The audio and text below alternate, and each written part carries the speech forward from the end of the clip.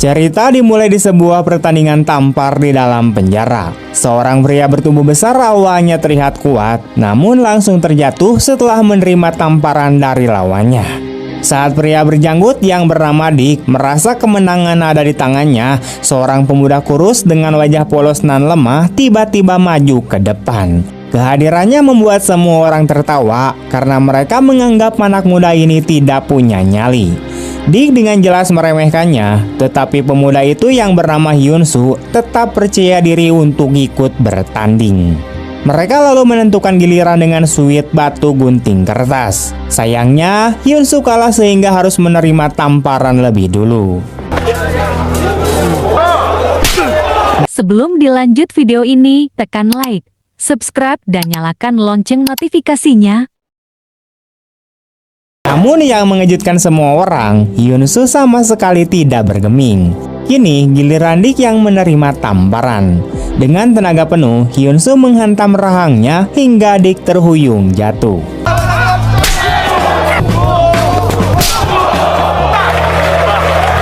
Merasa dipermalukan di depan banyak orang, Dick marah besar dan langsung menyerang. Tapi meski masih baru di penjara, kemampuan bertarung Hyun-soo berada di level atas.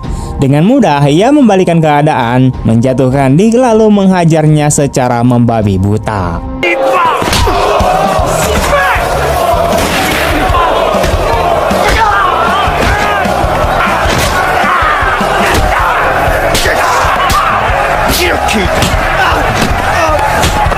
Dick hanya bisa terbaring tanpa daya, dan jika tidak dihentikan sipir, mungkin Hyun-soo sudah menghabisinya.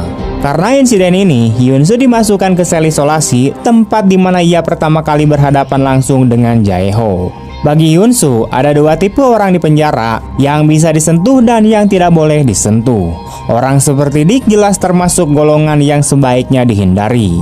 Saat Hyun-soo bertanya Jae-ho termasuk kategori yang mana, Jae-ho menjawab dengan dingin bahwa dialah yang membuat aturan. Sejak pertemuan itu, hubungan keduanya perlahan terbentuk seolah mereka memang ditakdirkan untuk bertemu. Keesokan harinya, Pong Chun memberitahu Hyun-soo bahwa Dick dan gengnya tidak akan lagi berani mengusiknya. Hal ini karena sikap Jae-ho yang seolah menunjukkan pada semua orang bahwa Hyun-soo kini berada di pihaknya. Pong Chun lalu menjelaskan mengapa Jae-ho punya kuasa besar di penjara. Ia bukan hanya pemimpin di balik tembok ini, tapi juga bos geng kriminal besar di luar sana. Kekuatannya di penjara didapat dari pertarungan yang diizinkan sipir, di mana pemenang akan jadi penguasa baru. Kebetulan Jae-ho selalu keluar sebagai pemenang, sehingga tidak ada yang berani untuk menentangnya.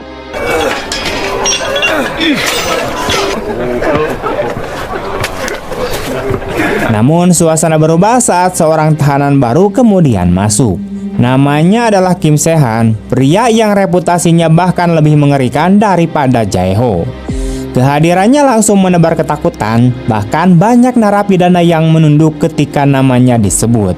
Hal ini membuat Jae-ho semakin waspada.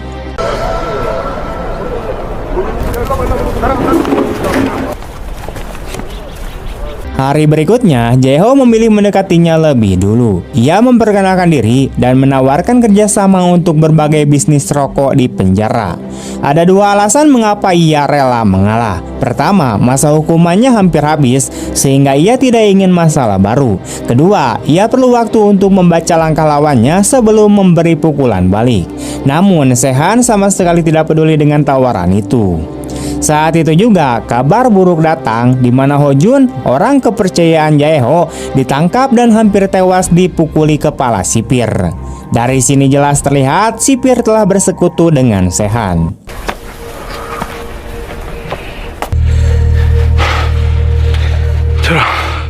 Jae-ho marah besar dan memaki sipir, tapi akibatnya ia sendiri dipukuli hingga babak belur lalu dijebloskan ke sel isolasi.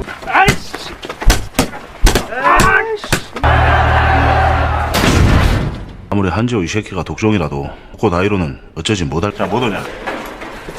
3 hari kemudian, ia bebas dengan kondisi lemah. Situasi semakin runyam saat Dick datang membawa senjata berniat untuk menghabisinya. Pada saat genting itu, Hyun-soo muncul dan menolongnya. Jika bukan karena Hyunsu, Jaeho mungkin sudah mati. Namun bukannya lega, Jaeho justru curiga, di mana ia heran kenapa pemuda itu rela menolongnya, di mana Hyunsu menjawab sederhana bahwa ibunya pernah berpesan untuk selalu membantu orang dalam kesulitan. Jawaban itu membuat Jaeho semakin bingung, sekaligus melahirkan ide baru untuk membalas dendam. Dengan licik, ia mengajak Hyunsu ke kantor sipir dengan alasan melaporkan penyelundupan. Hyunsu menunjukkan ponsel berisikan bukti transaksi ilegal rokok milik Jaeho. Kepala sipir yang bernama Gwansik kaget bukan main, sebab barang selundupan di penjara memang selalu lewat tangannya. 반입도 신고하려고 했었는데 이런 개새끼가 밖에 있는 이 아저씨의 동생들 친구들한테 다 보내놨어요. Saat Gwansik marah dan menampar Hyunsu, Jaeho justru balik menampar sipir. Barulah rencananya terbongkar, di mana ia sengaja menggunakan bukti itu untuk mengancam Gwansik, dan jika skandal penyelundupan terbuka, yang paling hancur adalah sipir sendiri. Terpojok, Gwansik akhirnya berpihak kembali kepada Jaeho. Posisi Sehan pun kini tertekan, meski Jaeho memilih untuk tidak langsung menjatuhkannya. Dari sini, Jaeho mulai sadar bahwa kehadiran Sehan bukan sekedar kebetulan. Tujuan sebenarnya adalah untuk menghabisinya. Meski ia menyiksa Sehan habis-habisan, pria itu tetap bungkam.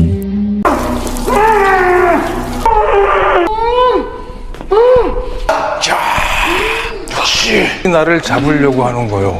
내가 Sampai akhirnya salah satu anak buah Sehan yang ketakutan buka suara. Ia mengaku bahwa dalang dibalik semua ini adalah Manchon, yaitu bos besar Jaeho sendiri. Manchonlah yang memerintahkan agar Jaeho dihabisi. Sebagai imbalannya, ia menjanjikan penyelundupan 5 kg rokok dengan pembagian 30% untuk Sehan. Mendengar pengkhianatan itu, Jaeho terkejut sekaligus murka.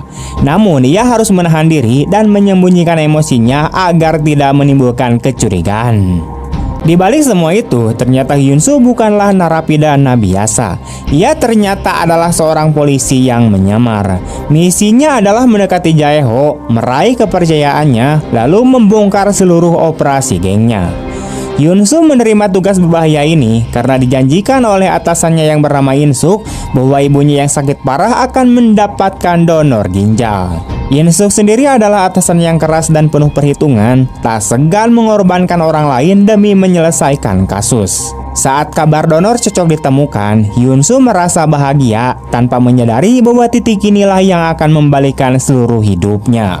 Seiring waktu, hubungan Hyunsu dan Jaeho kemudian semakin erat. 방을 옮겨줘요. 제일 큰 방으로.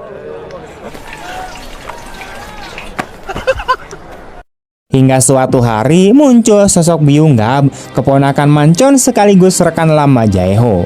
Meski masih ada ikatan keluarga, Byung-gap justru membenci pamannya, apalagi setelah pernah dipukuli dengan asbak hingga terluka. Mengetahui bahwa Manchon berkhianat, ia menawarkan diri untuk membantu Jaeho untuk menjatuhkan sang bos besar setelah mereka bebas nanti.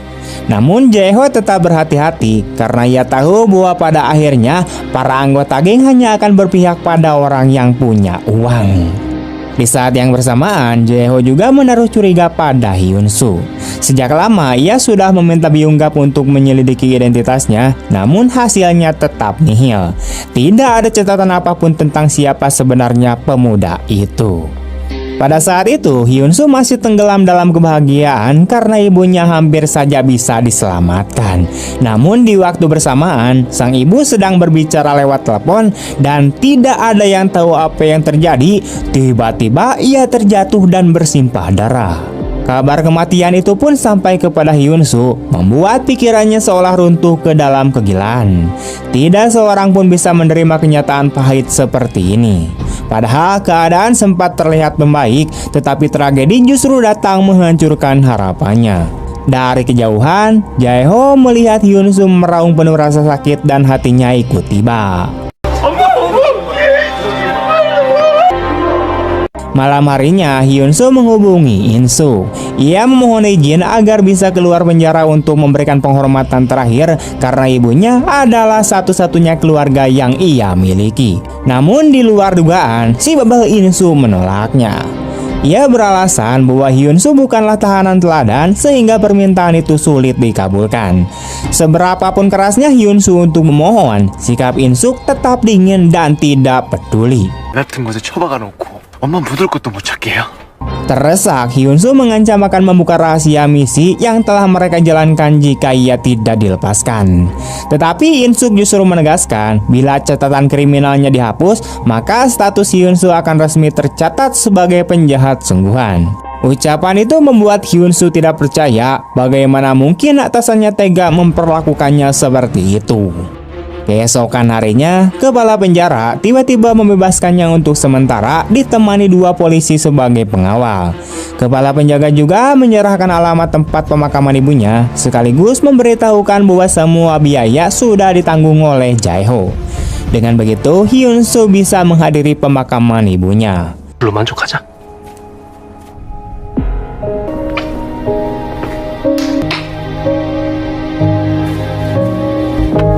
Sekembalinya ke penjara, Jae-ho langsung menghampirinya. Ia tahu di saat berat seperti itu, Hyun-soo membutuhkan seseorang di sisinya. Malam itu mereka berbincang. Hyun-soo baru mengetahui bahwa Jae-ho juga menyimpan masa lalu kelam yang membuatnya menjadi pribadi seperti sekarang. Dari sana, Jae-ho menasehati agar Hyun-soo tidak terlalu percaya pada janji, melainkan belajar merasakan dengan hati siapa yang benar-benar tulus padanya.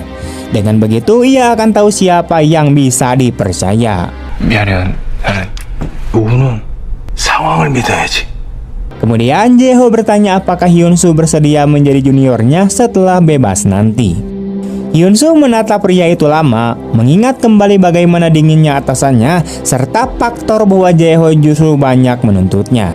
Pada momen itu, ia tidak lagi sanggup menahan diri dan akhirnya mengungkapkan identitas aslinya kepada Jae-ho karena ia sudah merasa dikhianati oleh atasannya.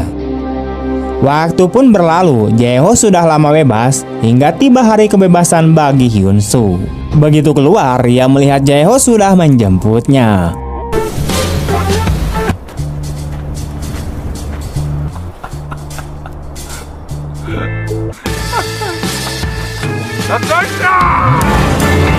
Malam itu, Hyun-soo diajak ke sebuah pesta. Untuk pertama kalinya, ia menerima misi langsung dari Jae-ho. Saat itu pula, muncullah seorang pria tua bernama Manchon. Namun, sejak pertemuan pertama, keponakannya yaitu Byung-gap sudah menunjukkan rasa tidak suka kepada Hyun-soo. Ia mencoba memancing masalah, tapi Hyun-soo sama sekali tidak terpancing. Akhirnya, pertikaian pun pecah. Saat Byung-gap hendak menghajarnya dengan botol bir, Manchon justru menghentikannya, bahkan memukul keponakannya sendiri di depan banyak orang. 떠오주먹거리던 네 애비처럼 그러면 안 되잖아. Namun keesokan harinya, Manchon memanggil Byung-gap secara pribadi. Ia memerintahkan keponakannya itu untuk menyingkirkan Jae-ho setelah transaksi besar yang akan datang. Transaksi itu juga membutuhkan sebuah stempel khusus agar bisa melewati pos pemeriksaan. Sayangnya, stempel itu berada di tangan seorang pria kejam bernama Kapten Choi. Manchon pun menugaskan Jae-ho untuk mendapatkannya. Tidak lama kemudian, Jae-ho bersama Hyun-soo mendatangi Kapten Choi. Pada saat yang sama, pihak kepolisian juga memantau setiap langkah mereka karena Hyun-soo masih terhubung dengan In-suk dan dipasangi alat pelacak. Polisi awalnya mengira Hyun-soo tidak akan mampu menghadapi Kapten Choi, namun ternyata mereka keliru. Hyun-soo mencoba membeli stempel itu dengan uang dalam jumlah besar, tapi justru tangannya ditusuk saat hendak mengambil uang tersebut. Pertarungan pun kemudian terjadi.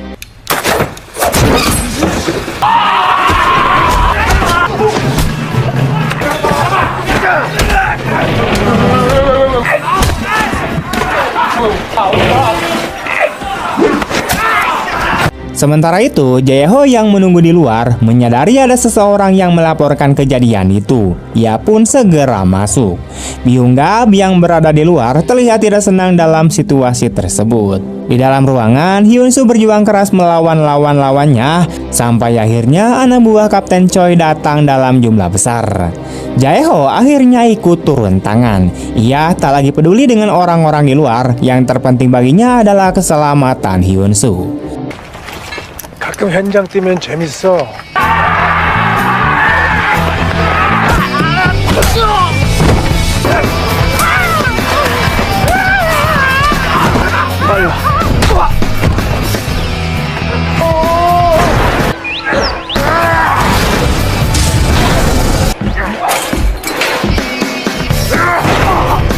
Hyun-soo sempat memukul seorang pria berbadan besar dengan senjata, namun pria itu sama sekali tidak terluka dan malah melemparkannya begitu saja. Jae-ho terpaksa ikut maju untuk menahannya, dan bersama-sama mereka berusaha keras untuk menjatuhkannya.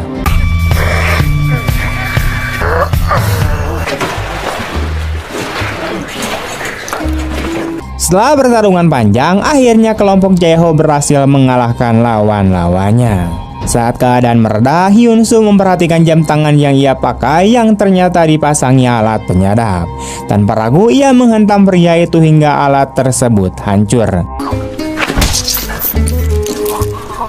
Berkat tindakannya, ia berhasil lepas sementara dari pengawasan para polisi. Aksi itu membuat anak buah Jae-ho terkejut, di mana alasannya sederhana, karena tujuan mereka berikutnya adalah lokasi yang tidak boleh diketahui polisi, tempat mereka akan bertemu dengan pemasok. Tak lama setelah itu, Jae-ho memberi segelas anggur kepada Hyun-soo lalu masuk sendirian. Hal ini menunjukkan bahwa Jae-ho masih belum sepenuhnya percaya padanya, begitu pula sebaliknya. Hyun-soo kemudian berjalan keluar sendirian. Di luar, seorang pria tiba-tiba menariknya ke sudut dan memberinya jam tangan baru yang sudah dipasangi penyadap. Namun saat mereka berbicara, Jae-ho keluar dan melihatnya.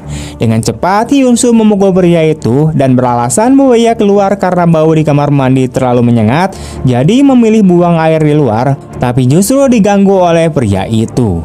Mendengar alasan itu, Jae-ho malah mengajar pria tersebut beberapa kali lagi hingga Hyun-soo harus menyeretnya pergi agar berhenti. Kenyataannya, di balik semua ini, Hyun-soo dan Jae-ho sebenarnya sudah mencapai sebuah kesepakatan. Dengan kata lain, Hyun-soo kini pada dasarnya adalah seorang polisi yang berada di bawah kendali Jae-ho. Namun Jae-ho masih belum sepenuhnya mempercayai Hee-sun karena hari itu ia sempat bertemu polisi seorang diri. Jae-ho sempat bertanya alasan ia mendatanginya dan Hyun-soo segera menjelaskan bahwa polisi tersebut hanya datang untuk memberinya jam tangan baru.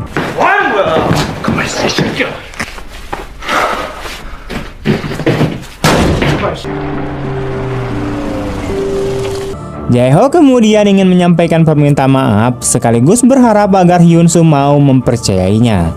Ia lalu membawa Hyun-soo ke suatu tempat sambil mengatakan bahwa selama hidupnya ia sudah banyak dikhianati oleh orang-orang. Bahkan orang yang sudah setia padanya selama 20 tahun pun kini ingin mengkhianatinya, sehingga sangat sulit baginya untuk benar-benar mempercayai orang lain. Mendengar hal itu, Hyun-soo tidak memaksa agar Jae-ho mempercayainya, melainkan mengatakan bahwa dirinya lah yang justru akan menaruh kepercayaan pada Jae-ho. Perkataan itu membuat hati Jae-ho terasa berat. 2 hari sebelum transaksi resmi dimulai, Byung-gap tiba-tiba melontarkan sebuah pertanyaan kepada Jae-ho, yaitu bagaimana caranya ia bisa merekrut seorang polisi. Ternyata sejak pertama kali Byung-gap mendatangi penjara untuk menemui Jae-ho, ia sudah mengetahui identitas asli dari Hyun-soo. Namun saat itu, Jae-ho tidak memilih untuk membunuh Hyun-soo, melainkan menyewa seseorang untuk menabrakkan mobil dan menghabisi ibu Hyun-soo. Setelah itu, Jae-ho berpura-pura membantu dan menghiburnya hingga membuat Hyun-soo kehilangan kendali, mempercayai Jae-ho sepenuhnya, dan bahkan mengakui identitas aslinya kepadanya. Pada hari itu, Hyun-soo pergi ke makam untuk mengenang ibunya. Namun ketika ia sedang termenung, tiba-tiba ada seseorang yang menutup kepalanya. Para penculik itu mengatakan bahwa perintah tersebut datang dari Jae-ho, meskipun Hyun-soo tidak percaya bahwa Jae-ho akan melakukan hal itu kepadanya. Rupanya, kelompok polisi sedang menguji kesetiaan Hyun-soo. Untungnya, ia sempat mengucapkan sebuah kalimat penting, yaitu bagaimana Jae-ho bisa mengetahui identitasnya sebagai polisi. Jika tidak, mungkin ia benar-benar sudah mati di tempat itu. Setelah mengetahui kebenaran, Hyun-soo dipenuhi amarah. Ia merasa dipenjara selama bertahun-tahun dan kini justru hendak dibakar hidup-hidup. Ia pun bertanya kepada In-suk apakah pelaku pembunuhan ibunya sudah ditemukan. Kenyataannya, pihak kepolisian sudah lama mengetahui dalang dibalik kematian ibu Hyun-soo, namun mereka sengaja tidak memberitahunya. Hal itu dikarenakan bila Hyun-soo mengetahui kebenaran lebih awal, maka misi rahasianya sebagai polisi akan terganggu. Dengan kata lain, mereka sadar betul bahwa Jae-ho sedang menggunakan cara licik untuk memperdayai Hyun-soo, tetapi mereka dengan sengaja membiarkannya. Mereka juga mengetahui bahwa Jae-ho adalah dalang di balik pembunuhan ibu Hyun-soo, namun tetap membiarkan Hyun-soo terus bekerja di bawahnya. Setelah itu, Hyun-soo kembali menemui Jae-ho. Melihat wajah Hyun-soo yang penuh luka, Jae-ho hanya menanyakan beberapa hal singkat, tetapi ia segera menyadari bahwa Hyun-soo sulit untuk bercerita, sehingga ia pun tidak melanjutkan pertanyaan. Keduanya kemudian bersiap melakukan sesuatu yang besar, yaitu menyalakan kembang api. 나가자.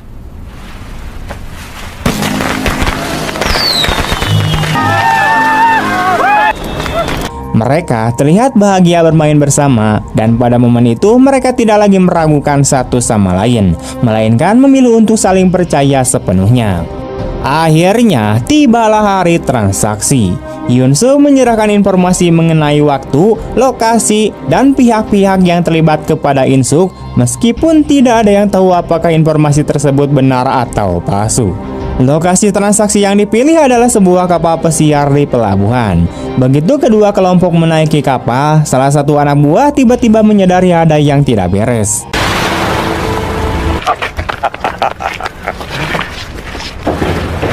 Tak lama kemudian, polisi muncul di hadapan mereka. Kali ini, pasukan polisi tampak sangat serius. Mereka benar-benar bertekad menangkap kelompok kriminal tersebut.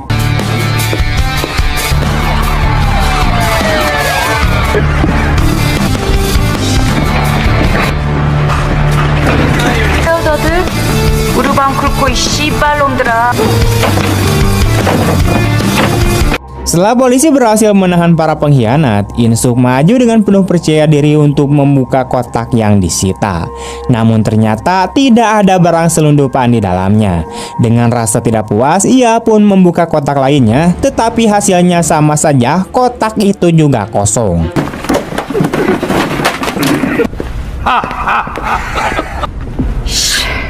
In-suk tidak punya pilihan selain membiarkan mereka pergi begitu saja. Kenyataannya, lokasi transaksi yang sebenarnya berada di bawah laut. Kedua kelompok pun mulai saling meragukan satu sama lain. Saat Manchon hendak mengangkat gelas untuk bersulang, Jae-ho tiba-tiba berkata bahwa ia tidak akan minum bersama mayat. Lalu ia menembak Manchon hingga wafat. Kini, Jae-ho berhasil mengambil alih seluruh kekuatan kelompok tersebut. Sementara itu, dari beberapa petunjuk yang ada, In-suk mulai menyimpulkan bahwa kemungkinan besar Hyun-soo sudah memihak kepada Jae-ho. Di sisi lain, untuk menghadapi In-suk, Hyun-soo sengaja memainkan siasat. Ketika Hyun-soo sedang mengeluh tentang atasannya, In-suk tiba-tiba menelepon dan ingin bertemu dengannya. Mungkin saat itu ia ingin menunjukkan foto kejadian ketika ibunya dihabisi. Setelah mengetahui siapa pembunuh ibunya, Hyun-soo sama sekali tidak bisa mengendalikan amarahnya. Ia menuntut penjelasan mengapa In-suk tidak memberitahunya sejak awal. In-suk beralasan bahwa ia khawatir rencana besar mereka akan hancur bila Hyun-soo mengetahui kebenaran lebih cepat.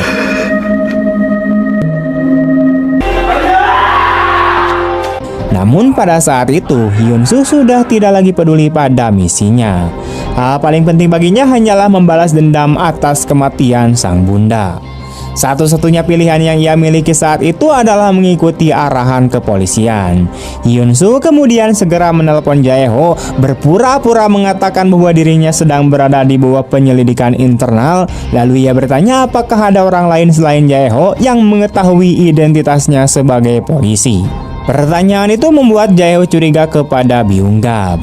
Setelah itu, Hyun-soo memberitahu Jae-ho bahwa tim penggeledahan akan datang keesokan harinya untuk menyita barang-barang, sehingga mereka harus segera membereskannya dan membawa kabur barang-barang tersebut malam itu juga. Ia kemudian membuat janji untuk bertemu di tempat lama. Pihak kepolisian sendiri memang berencana memaksa Jae-ho agar lari bersama barang-barang selundupannya sehingga mereka bisa menangkapnya sekaligus mendapatkan barang bukti. Malam itu Jae-ho dengan sengaja memanggil Byung-gap ke kantornya. Karena sejak awal Jae-ho memang sudah curiga, maka terlepas dari apakah Byung-gap benar-benar berkhianat atau tidak, ia tetap sulit lolos dari kematian. Byung-gap sampai berlutut untuk menjelaskan, namun Jae-ho tetap tidak mempercayainya.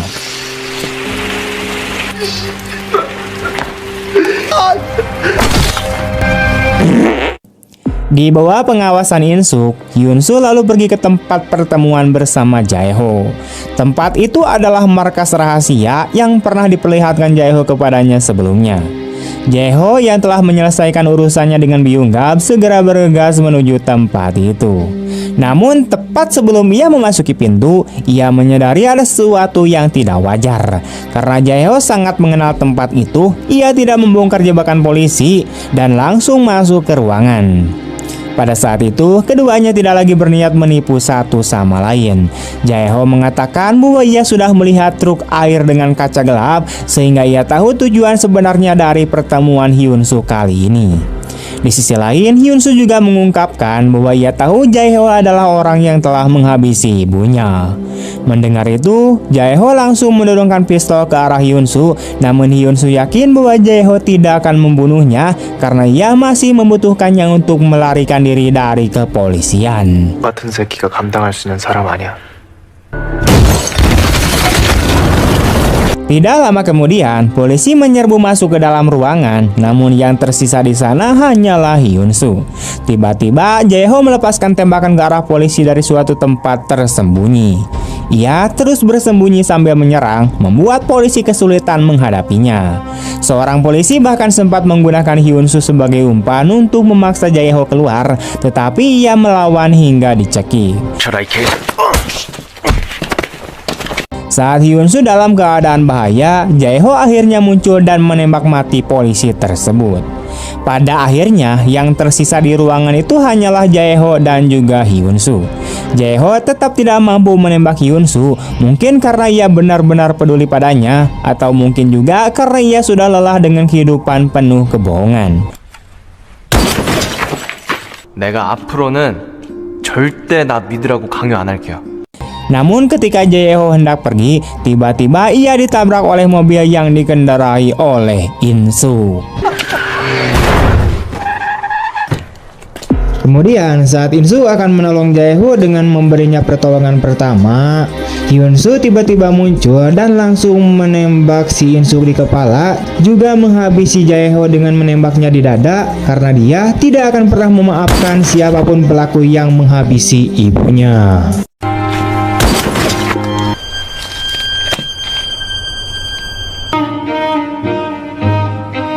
Tamat. Kebenaran terkadang tersembunyi di balik kebohongan yang panjang, dan pengkhianatan sering datang dari orang yang paling kita percayai. Namun pada akhirnya setiap kebohongan akan terbongkar dan setiap kejahatan akan mendapat balasannya. Kisah Hyun-soo mengajarkan bahwa keadilan mungkin datang terlambat, tetapi ia tidak akan pernah hilang. Sebesar apapun luka yang ditinggalkan pengkhianatan, hanya keberanian menghadapi kebenaranlah yang dapat membebaskan kita dari masa lalu. Klik tombol subscribe sekarang, karena cerita berikutnya lebih gokil lagi.